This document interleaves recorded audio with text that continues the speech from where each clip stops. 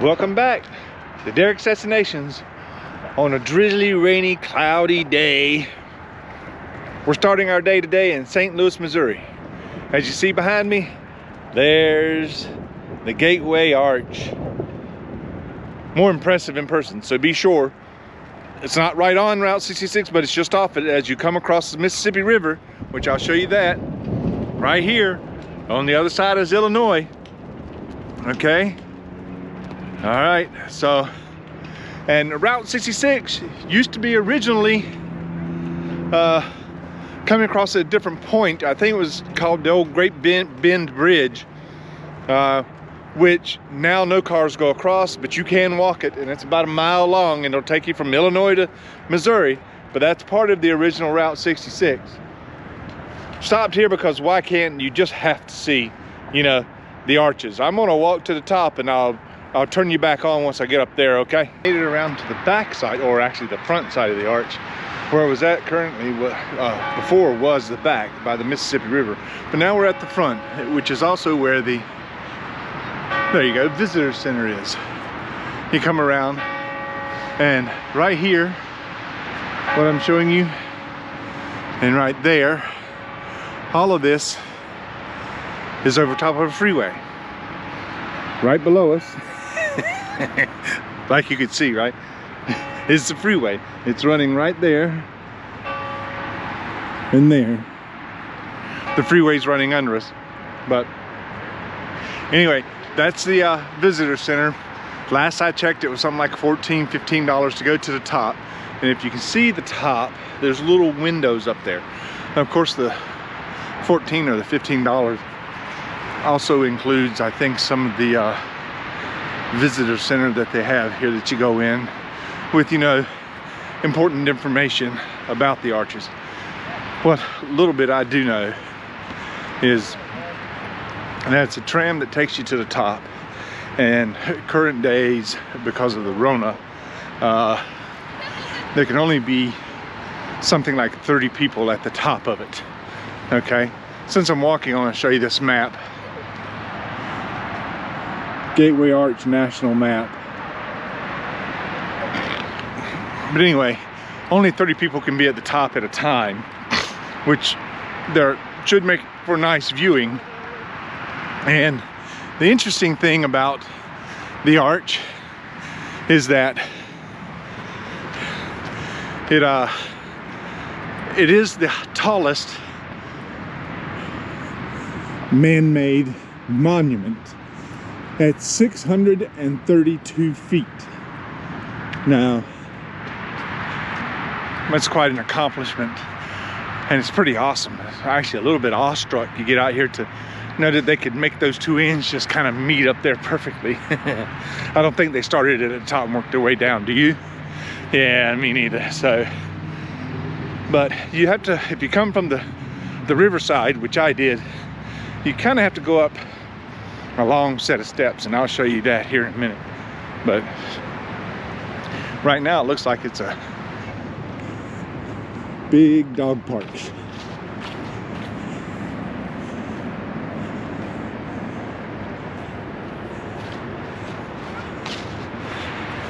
I walked through here just a moment ago, and this place was filled with dogs, but it must have been a group of folks because they're all at the end over there now.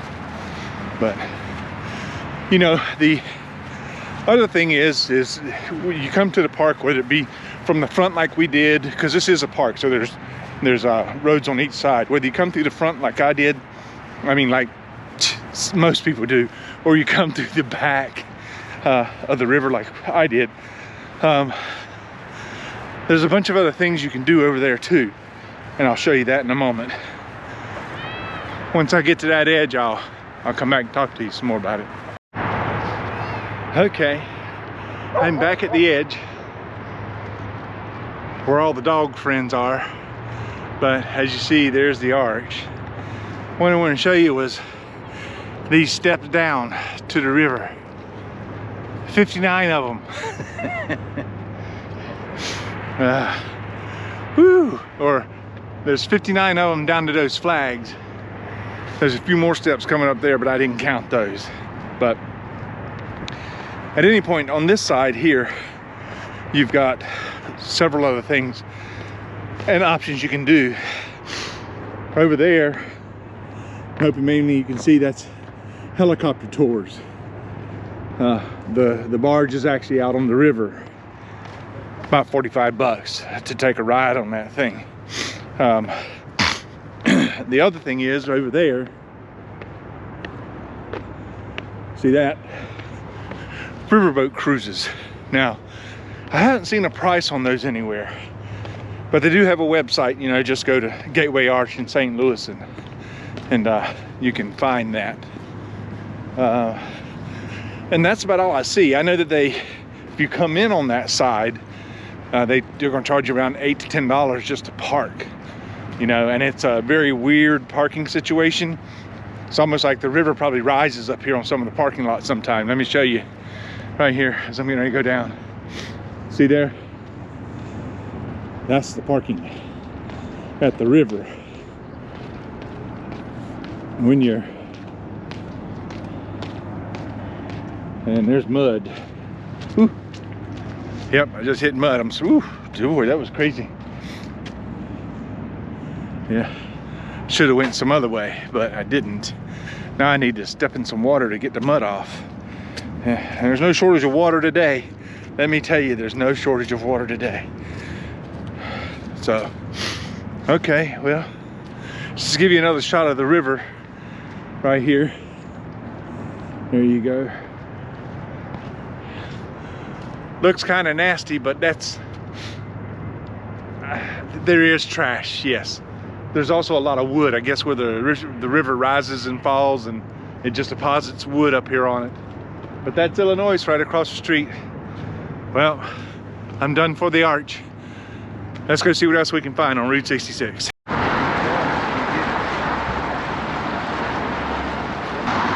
Okay, heading out of St. Louis on Route 66.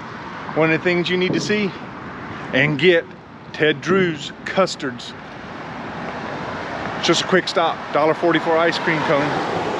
Can't go wrong.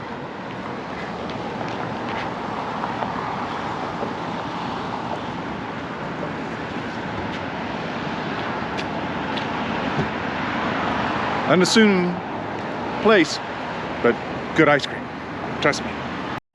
Welcome again to further down Route 66. And now we're at Wagon Wheel Motel. As you see behind me, it started out as a gas station, like a lot of them. And now it's a hotel. Now this is the office and a little souvenir shop.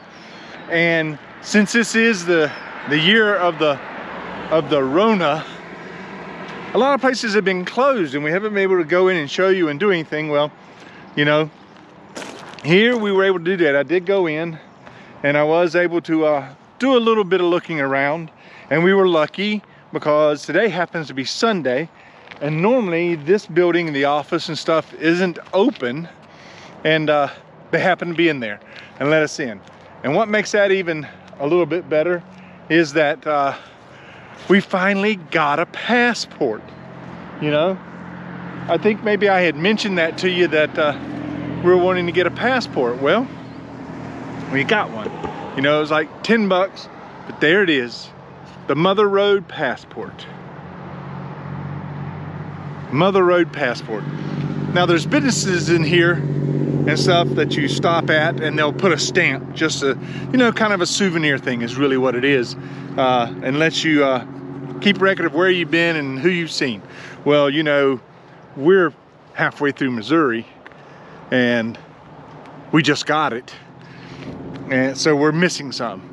And the thing is we'll probably miss quite a few because it's Rona and nobody's open. But anyway, we've got our book, we got our stamp for this place. She was very sweet to give it to us, and we've got a little bit of view of the inside, which is very quaint. We're gonna head on down and see what else we're in, actually in Cuba, Missouri. And I think Cuba might have a little something else for us so we can be showing you here. It's they're known for their murals on their walls. They're very beautiful, and hopefully we can show you some. Let's go a little bit further down the road.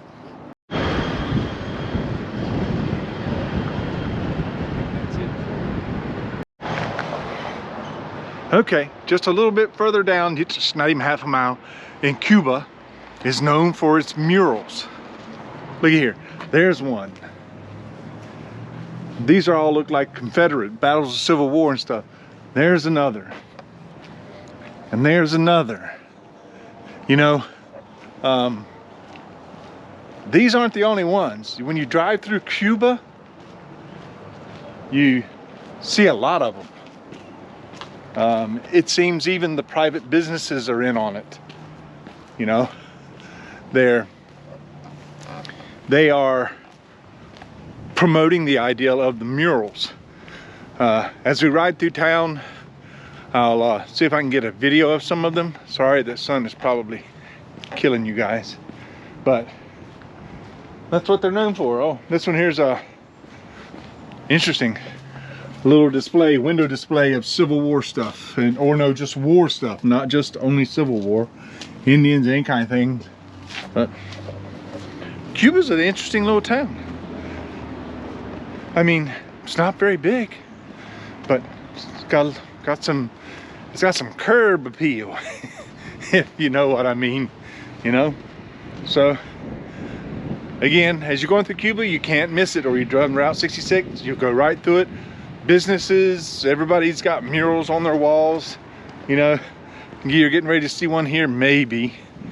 I don't know if the Indians there behind me, they've done that one. And that's just on this one little street right here. And then they've got another one here, it looks like maybe the 1920s or something. Well, yeah, this is kind of more specific to the 66 kind of thing. So you got that. And just down the street there on the right hand side, you see a mural. You know, from here you don't get to see too many, but take a ride through Cuba, keep your eyes open, slow down so you can see them all.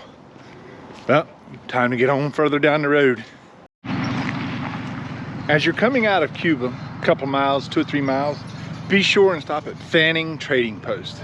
I mean, went in there, it's a real cute, kind of country store-ish, you know, 10,000 square feet. You wouldn't think of it looking at the front, but it goes way back. They even have a feed and seed. It was closed today, but I will show you some video of it.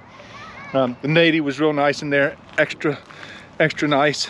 The other big thing about this is, it's not only the trading post, is that this is home to the world's second largest, ready for it? Ready for it?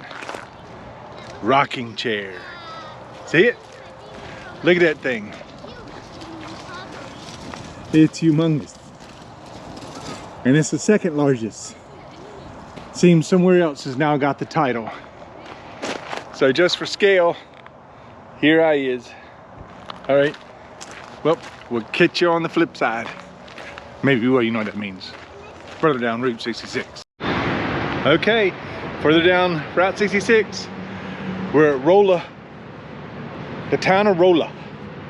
And behind me, you'll see a big old sign. And you see that? Totem Pole Trading Post. Missouri's oldest business. That's what they say. Missouri's oldest. I guess it's probably store, I don't know really what it is, but it's just old. It used to be smaller and it had a totem pole out front, but now it's inside. So let's go inside and see what we got. All these pictures tell about the history of our store.